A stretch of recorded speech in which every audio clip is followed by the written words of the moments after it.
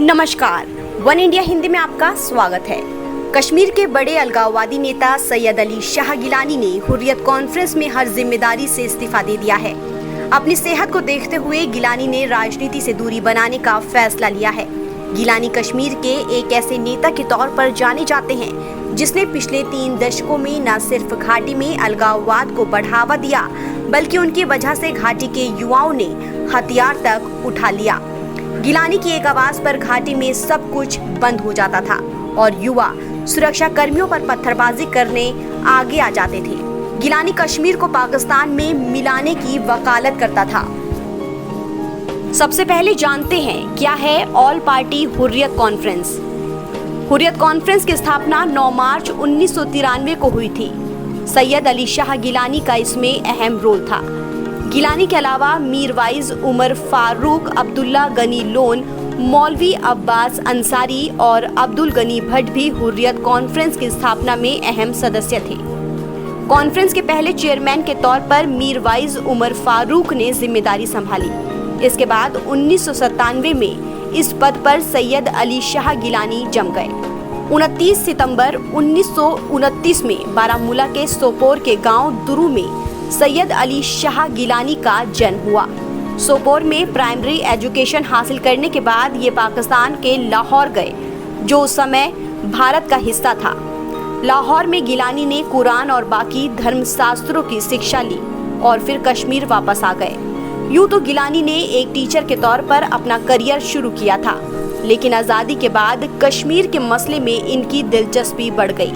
जिस समय वो एक टीचर के तौर पर जिंदगी बिता रहे थे, उसी वक्त वो सोपोर में जमात इस्लामी से जुड़ गए।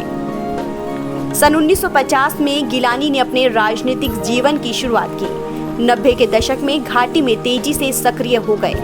13 जुलाई 1993 को कश्मीर में अलगाववादी आंदोलन को राजनीतिक रंग देने के मकसद से ऑल पार्टीज हुर्रियत कांग्रेस का गठन हुआ। ये संगठन उन तमाम पार्टियों का एक समूह था जिसने साल 1987 में हुए चुनावों में नेशनल कॉन्फ्रेंस और कांग्रेस के गठबंधन के खिलाफ आए थे। घाटी में जब आतंकवाद चरम पर था, इस संगठन ने घाटी में पनप रहे आतंकी आंदोलन को राजनीतिक चेहरा दिया। साल 1972 सोपोर से पहली बार विधायक बने, जिसके बाद वो घाटी के एक नेता के तौर पर उभर कर सामने आए। हुर्रियत कांग्रेस ने 2 अलग अलग लेकिन मजबूत विचारधाराओं को एक साथ रखा। एक विचारधारा के लोग वो थे जो जम्मू कश्मीर की भारत और पाकिस्तान दोनों से आज़ादी की मांग करते थे, तो दूसरी विचारधारा के लोग वो थे जो चाहते थे कि जम्मू कश्मीर पाकिस्तान का हिस्सा बन जाए। गिलानी इसी दूसरी विचारधारा में शामिल रहे। गिलानी के 3 बच्चे हैं, जिसमें से 2 बेटे नईम और जहूर और एक बेटी फरहत है।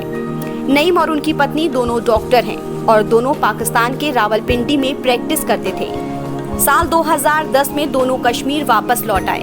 दूसरा बेटा जहूर नई दिल्ली में रहता है, जबकि बेटी फरहत सऊदी अरब के जिद्दा में टीचर है।